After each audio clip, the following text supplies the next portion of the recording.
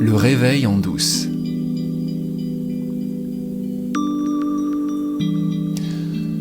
Il y a une chose qui me frappe quand je regarde les photos que ma fille m'envoie de ma petite fille, Romane. Ce qui me frappe, c'est quelque chose que j'ai vécu il y a 33 ans, quand ma fille elle-même est née. Quand je regarde ces photos, je suis envahi par une émotion. Et cette émotion, le mot le plus proche pour la décrire, c'est l'amour.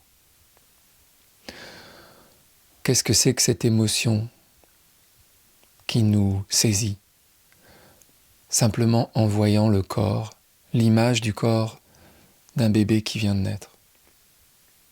Quelle est cette corde qui vibre si profondément à l'intérieur de moi quand je regarde cet enfant?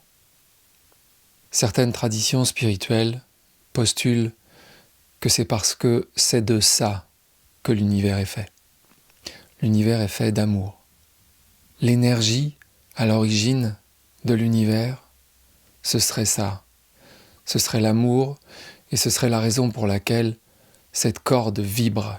Personne ne peut prouver ça.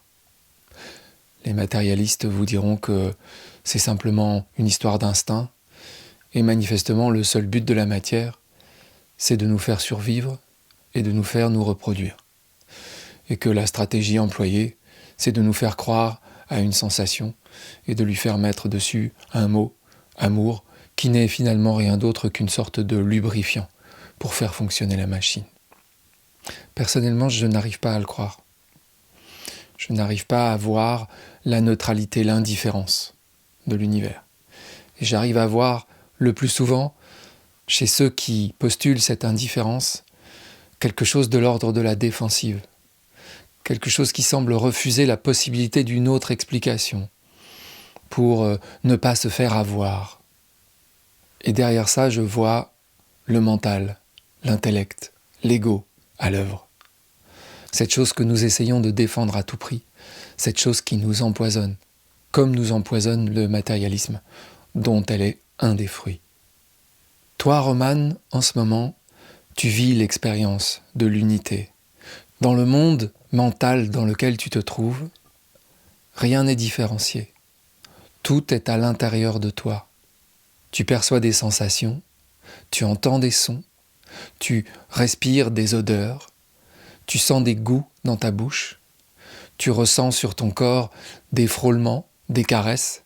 À l'intérieur de ton corps, parfois, tu ressens des sensations vives qui peuvent être de la douleur ou qui peuvent être du plaisir, selon les moments. De la douleur si c'est le ventre qui crie famine et du plaisir si le ventre est rempli avec le lait de ta mère. Il n'y a rien qui soit nommé dans le monde où tu vis. Il n'y a pas de couleurs différenciées, il y a de la lumière, il y a de l'ombre, il y a de la chaleur, il y a du froid, mais tu ne sais pas faire la différence.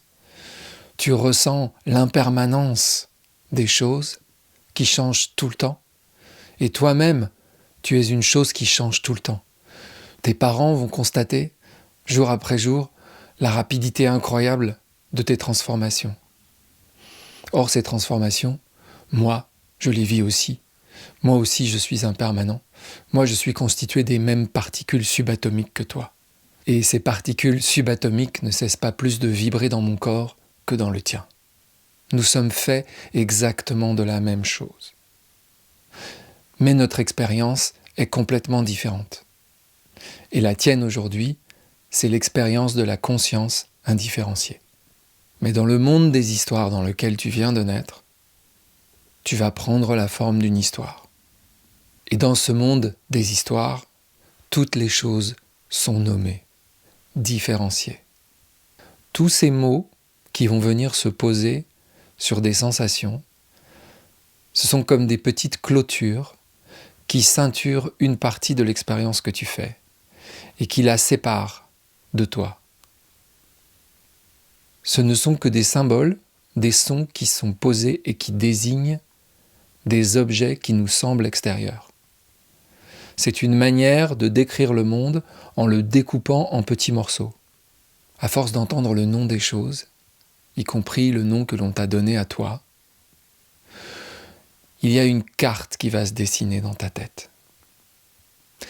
Cette carte, avec le nom des choses marquées dessus, elle va être essentielle pour ton autonomie, pour que tu puisses naviguer librement dans le monde des formes un jour, et que tu ne sois pas comme aujourd'hui à 100% dépendante de ceux qui s'occupent de toi. Le problème qui risque d'arriver, parce qu'à un moment donné, il nous arrive à tous et à toutes, c'est que on va prendre la carte pour le territoire. On va croire que la carte, c'est la réalité, alors que la carte, c'est simplement une grille de lecture de la réalité. Et cette grille de lecture, elle ne décrit pas la réalité. Elle l'encode d'une certaine manière, mais d'une manière très grossière. Elle va fonctionner comme une sorte de numérisation du monde. Et bientôt, dans ton expérience, devant tes yeux, il n'y aura plus que ça, cette numérisation. Tu seras capable de détecter les objets, tu ne seras plus capable de voir comment ces objets sont reliés entre eux. Tu verras des murs, des plafonds, des tables, des chaises, tu verras du ciel, tu verras de la terre, tu verras l'horizon, tu verras de l'eau, tu verras du feu, et tu vas voir des chiens, des chats, des poules, des oiseaux, des vaches, et puis tu vas voir d'autres êtres humains, des gens qui ne sont pas toi. Tu vas entendre ce message, toi tu es Romane, moi je suis papa, moi je suis maman, moi je suis ton grand-père, moi je suis ta grand-mère, et puis d'autres encore qui ne sont pas toi, qui sont autres que toi, différents de toi. Nous ne serons plus une expérience à l'intérieur de ta conscience indifférenciée, nous serons les autres, et il y aura toi. Tu seras comme un repère sur la carte, un repère différencié de tous les autres repères. C'est comme ça que la conscience infinie se localise dans chacun d'entre nous. Cette carte, elle est indispensable. On va lui donner un nom, on va l'appeler le mental, ou on va l'appeler l'ego. Parce qu'à un moment, à force d'entendre ton nom, tu vas te prendre toi aussi pour un point sur cette carte. Il y aura le point Romane, et puis il y aura le point des autres gens. Mais nous sommes la même chose. Et tu l'oublieras. Il faudra qu'on vienne te le rappeler, pour que tu t'en souviennes. Toi, l'unité, toi, l'univers, c'est la façon que tu as trouvée pour te révéler à toi-même. Tu te dissocies de toi-même. Tu viens exister. Quelle est l'étymologie du mot exister ? C'est sortir de, se manifester. Tu viens dans ce monde pour te manifester à toi-même. Tu viens jouer à cache-cache avec toi-même, en prenant la forme de Romane dans ce monde des formes. La réalité, elle restera toujours derrière la carte, infiniment plus grande, plus complexe que la carte. La vérité de ce qu'est ce monde, on ne peut pas la découper en morceaux. On ne peut pas poser des mots dessus. C'est une réalité ineffable. Toutes les choses de ce monde sont la même chose. La conscience universelle infinie, illimitée, qui se localise pour faire l'expérience d'elle-même. C'est ça le mythe universel que je viens partager ici, et qui est là depuis la nuit des temps dans la plupart des traditions spirituelles de l'humanité, et qu'il faut redécouvrir aujourd'hui pour changer sa vie. Et si tu changes ta vie, tu changes le monde.